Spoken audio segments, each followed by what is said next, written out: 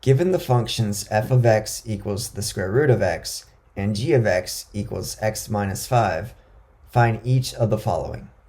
Up first, f plus g. F plus g is simply the square root of x, f, plus g, which is x minus 5. And now to find the domain, we want to look for any restricted values. The square root of x, remember, has a restriction when the radicand is 0. So x cannot be 0. Notice that x minus 5 is a polynomial, so it's not going to add any extra restrictions. So the domain is negative infinity to 0, union 0 to infinity. We only need to exclude the 0. For f times g,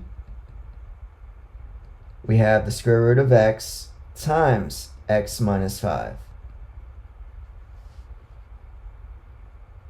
We can rewrite this as x square root of x minus 5 square root of x. And again, look for restricted values. Here we have the radicand x, which cannot be 0. That's the only restriction, so we get the same domain as we had in the previous example. For f divided by g, we have the square root of x divided by x minus 5. Again, we have the radical, so we can say that x cannot be 0, but we also have this denominator. And remember, we need to set the denominators equal to 0 and solve.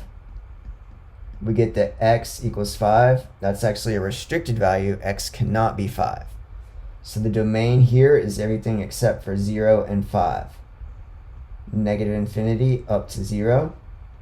Union 0 to 5. Union 5 to infinity.